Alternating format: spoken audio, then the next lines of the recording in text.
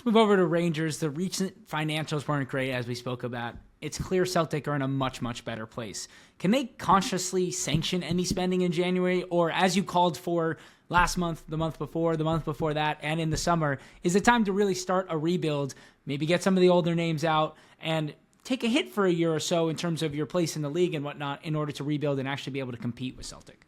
I'm afraid that's exactly what I've been saying. Every week that goes by now, I'm getting more concerned for Rangers, and I really mean it. Every week I don't see big news coming out of the boardroom about major changes at that level. It's becoming more concerning.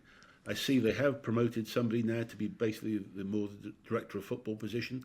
They've promoted from within, and I think there's another recruitment person come in as well. But this is just tinkering around the edges. There are some big fixes that need to be made at Rangers, and I say every week that goes by, when we get to Christmas and they're still 9, 12 points behind Celtic, that's when you know your season's gone. And the Rangers fans are not happy. But I think they all recognise this is now becoming a 3 or a 4 year project. And this has got to be coming in with fresh eyes, because the existing board do not obviously have the talent or the resources to do this properly. So again, I'm calling for change at that level, and it's got to be a new investor. And you talk about a new investor. There's obviously all this uncertainty at Rangers at the board level. Does that make it hard to bring an investor in or a takeover to happen? They don't want to come in and have all this nonsense going on? Or is it more attractive? We don't need to replace all these people. We can come in and just start fresh. I think it's the second. I think that you normally see clubs that have got some issues and some trouble being the targets of new investors. It's very rare to see somebody really pay a very big premium to take over something that's existing and doing really well. Rangers is a big opportunity right now, and already the existing board has weakened the valuation of Rangers considerably. So I now think it's a buy opportunity, in talking in stock market terms. And I do think that somebody's got to come in, see the opportunity that Rangers provides in terms of entrance into European competitions, and the global fan base that they have, which is enormous.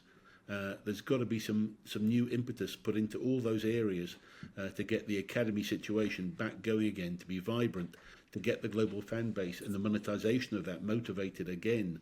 It needs new blood and new thinking. And who is most likely to attempt that takeover? Is it someone coming from the Middle East, from Asia, from the United States? Where do you see that money most likely coming from? I don't think it'll be the Middle East. I think if it's going to be anywhere, I'd mentioned Asia before, but I do think North America now is starting to become favourite, partly because there are so many syndicates that I'm hearing about or have been in touch with me that are now looking at potential clubs in the UK. Rangers has got a compelling story, as I say, about the European situations. They've got existing benefits, as I say, in terms of fan bases and different things. So it's got a story for potential investors. The trouble is the Scottish League is not the glamorous league that the Premier League is. But nevertheless, as an investment, and now with a weaker valuation, I think the business case is becoming more compelling. So I think we may see a move coming from North America sooner rather than later. And, we talked about it a little bit with West Ham with valuation and a potential takeover and Rangers. Which one would be more attractive? Obviously, in the United States, it's a little bit different. Any sports franchise you buy, it continues to go up in value because there's security that you're staying in that league. We don't have that here with the Scottish Premier League and with the English Premier League. Although Rangers, you're pretty guaranteed that they're going to stay at the top. You never know with West Ham. Where would you rather put your money? Well, you're right. Look, it's a difficult bet. Rangers, you are pretty much guaranteed they're going to stay in the league as long as they abide by the rules and don't get themselves in trouble as they did before. So yes, you're taking away that you're mitigating that risk of relegation with the Rangers, and with a big upside of European potential football and domestic trophies, etc. But there is no major money potential in terms of the Scottish League and the media rights. West Ham's risk, as you say, is much more. But I think there's a deal to be done at the stadium with property and some real estate around there. I think that could be compelling for an American investor coming in. Look, it's just a fact that we know that the American investors hate relegation. We know that when the NFL franchises managed to put together a wage cap, that gave certainty. All the investors like certainty in every area, and relegation is one big area of uncertainty.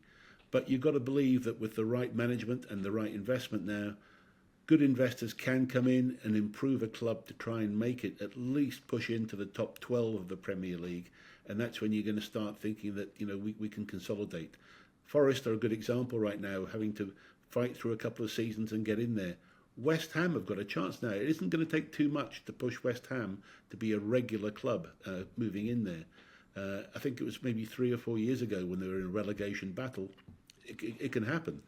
And the valuation I mentioned earlier of £1 billion may drop if Lopetegui gets them near the relegation zone. So this is something that all the investors recognise the risk coming in, but what they've got to see as well is that, look, the Premier League's the biggest show in town.